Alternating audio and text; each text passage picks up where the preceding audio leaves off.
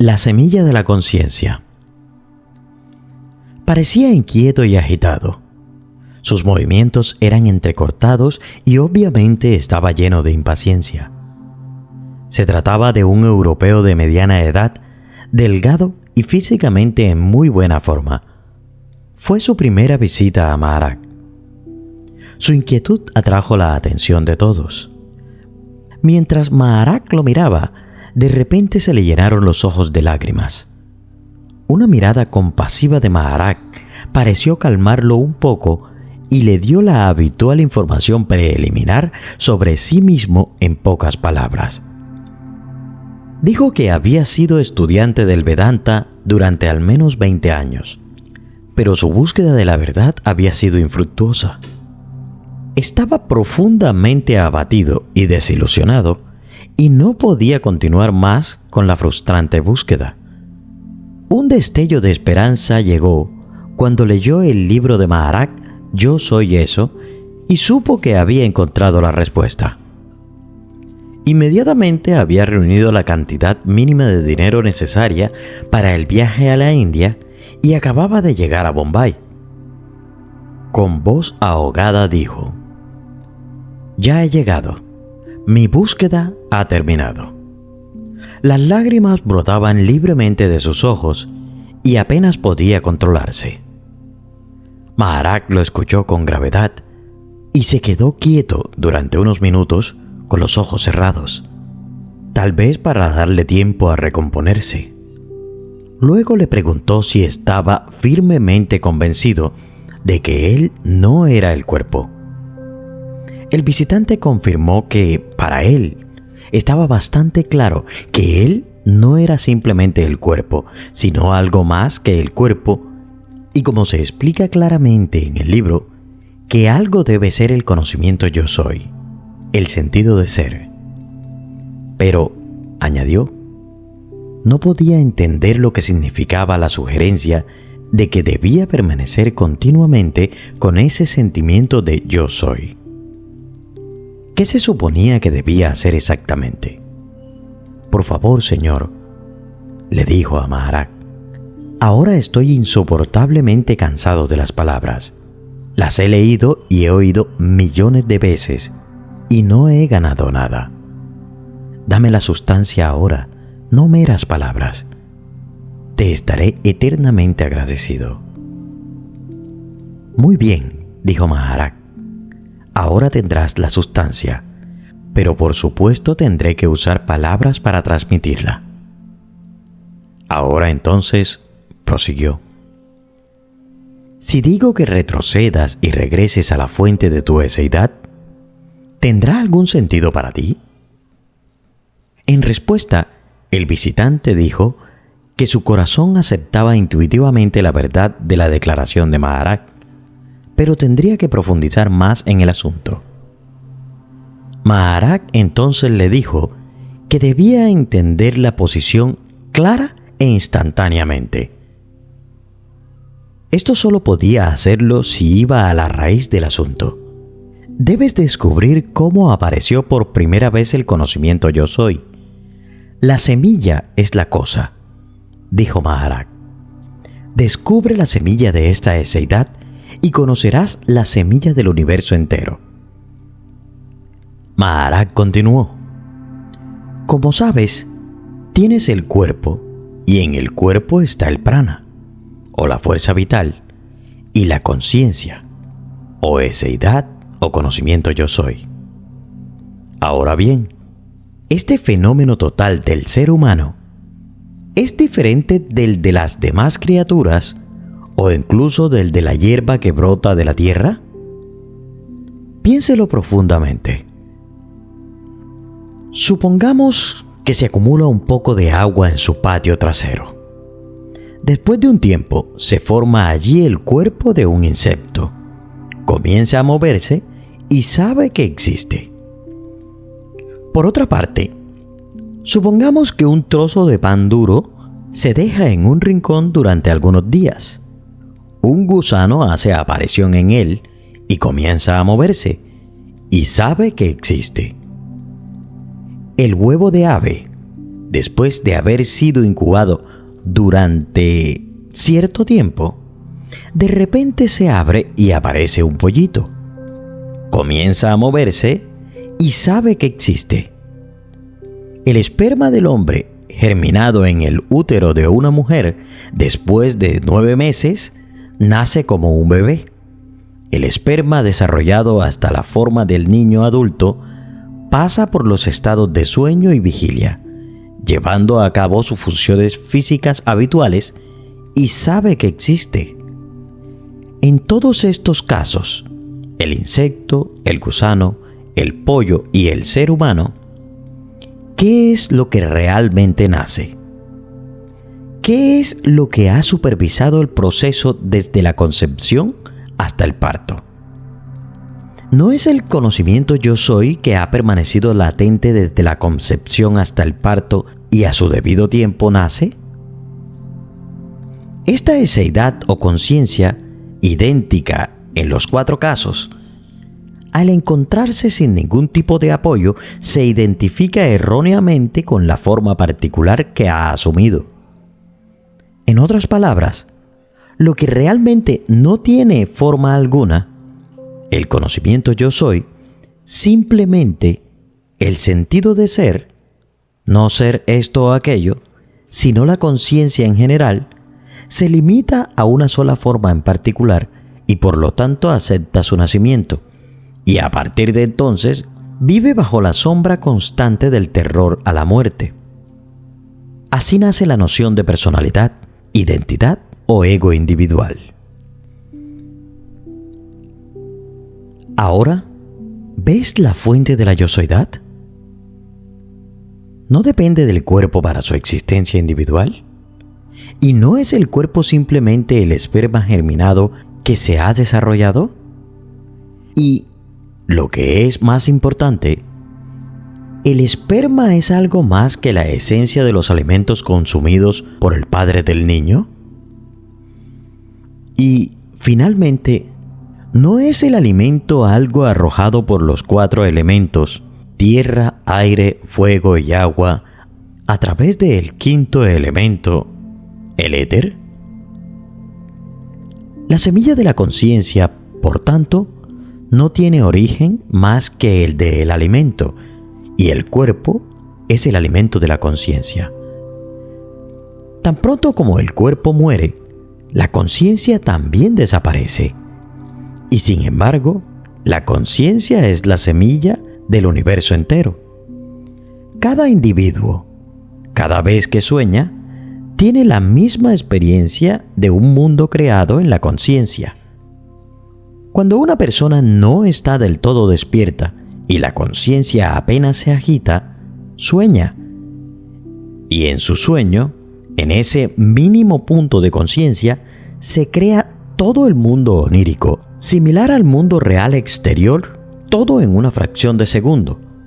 Y en ese mundo se ve el sol, la tierra, las colinas, los ríos, edificios y personas, incluso el propio soñador, comportándose exactamente como las personas en el mundo real. Mientras dura el sueño, el mundo onírico es realmente muy real. Y las experiencias de las personas en el sueño, incluido el propio soñador, parecen ser verdaderas, tangibles y auténticas, tal vez incluso más que las del mundo real. Pero una vez que el soñador despierta, todo el mundo de los sueños, con todas sus realidades, que entonces existía, colapsa en la conciencia en la que fue creado. En el estado de vigilia, el mundo emerge debido a la semilla de la ignorancia, maya, conciencia, eseidad, prakriti, ishvara, etc. Y te lleva a un estado de sueño despierto. Tanto el sueño como la vigilia son estados conceptuales en el sueño vivo.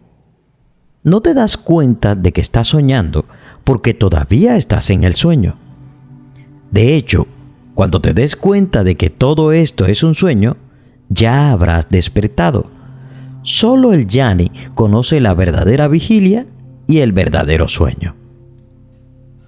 En este punto, cuando Maharaj le preguntó al visitante si tenía alguna pregunta sobre lo que había escuchado hasta ahora, rápidamente preguntó: ¿cuál es el principio o el mecanismo conceptual detrás de la creación del mundo? Maharaj se alegró de que el visitante hubiera utilizado correctamente la palabra mecanismo conceptual, porque a menudo nos recuerda que toda la creación del mundo es conceptual y que es muy importante recordar este hecho y no olvidarlo en medio de la discusión. Maharaj luego continuó: el estado original, el Parabrahman, es incondicionado, sin atributos, sin forma, sin identidad. De hecho, ese estado no es más que plenitud, no un vacío, sino pleno. De modo que es imposible darle un nombre adecuado. Sin embargo, por motivos de comunicación, se ha utilizado varias palabras para indicar ese estado. En ese estado original, anterior a cualquier concepto, la conciencia, el pensamiento yo soy, surge espontáneamente. ¿Cómo? ¿Por qué? Sin razón aparente, como una suave ola en una extensión de agua.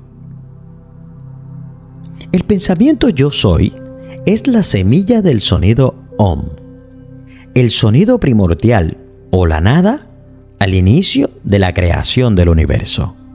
Consta de 3 sonidos: A, U, M. Estos 3 sonidos representan los 3 atributos, sattvas, rajas y tamas, que han producido los 3 estados: vigilia, sueño y sueño profundo, también llamados conciencia o armonía, actividad y descanso.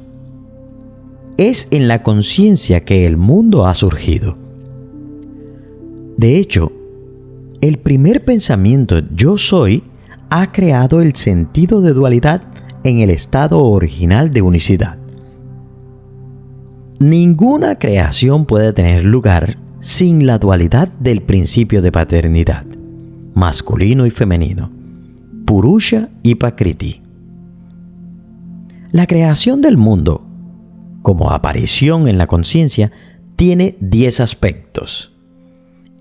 El principio padre de la dualidad, la materia física y química, siendo la esencia de los 5 elementos, éter, aire, fuego, agua y tierra, bajo la fricción mutua, y los 3 atributos de sattva, rajas y tamas. Un individuo puede pensar que es él quien actúa, pero en realidad es la esencia de los 5 elementos, el prana, la fuerza vital, la que actúa a través de la combinación particular de los 3 atributos y una forma física particular. Cuando se considera la creación del mundo desde esta perspectiva, es fácil comprender por qué los pensamientos y acciones de un individuo, que en realidad no es más que un aparato psicosomático, difieren tanto en la cualidad y grado de los de millones de otros. ¿Por qué hay Mahatma Gandhi de un lado y Hitler de otro? Es un hecho bien establecido que las huellas dactilares de una persona nunca son exactamente similares a las de otra persona. Las hojas de un árbol se diferencian entre sí en detalles minuciosos. La razón es que las permutaciones y combinaciones de los 5 elementos más los 3 atributos en sus millones de matices ascenderían a miles de millones de billones de formas. Admiremos, por supuesto, lo que pensamos que es admirable y amemos lo que pensamos que es adorable. Pero comprendamos qué es lo que realmente amamos y admiramos. No al individuo conceptual, sino a la maravillosa capacidad de actuación de la conciencia, que es capaz de actuar simultáneamente millones de roles en este juego de ensueño que es el mundo. Para evitar perderse en la desconcertante diversidad de la obra de Maya, Lila, dijo Maharaj, es necesario en esta etapa no olvidar la unidad esencial entre lo absoluto y lo relativo, entre lo no manifiesto y lo manifiesto. La manifestación surge solo con el concepto básico yo soy. El sustrato es el noumeno, que es la potencialidad total. Con el surgimiento de la yo-soidad, esta se refleja en el universo fenoménico que solo parece ser exterior al noumeno. Para verse, el noumeno se objetiva en fenómeno, y para que esta objetivación se produzca, son necesarios conceptos de espacio y tiempo, en los que los fenómenos se extienden en volumen y duración. El fenómeno, por tanto, no es algo diferente al noumeno, sino que es el noumeno mismo cuando se objetiva. Es necesario comprender, y nunca olvidar, esta identidad esencial. Una vez que surge el concepto yo soy, la unidad fundamental queda nocionalmente separada como sujeto y objeto en la dualidad. Cuando la conciencia impersonal se manifiesta y se identifica con cada forma física, surge la noción del yo, y esta noción del yo, olvidando que no tiene identidad independiente, convierte su subjetividad original en un objeto con intenciones, anhelos, más anhelos y muchos anhelos, y es, por lo tanto, vulnerable al sufrimiento. Esta identidad equivocada es precisamente la esclavitud de la que se debe buscar la liberación. ¿Y qué es la liberación? La liberación, la iluminación o el despertar no es otra cosa que comprender profundamente, percibir que la semilla de toda manifestación es la conciencia impersonal, que lo que se busca es el aspecto no manifestado de la manifestación y que por lo tanto el buscador mismo es lo buscado. Resumiendo el discurso, Maharaj dijo: reunámoslo todo una vez más.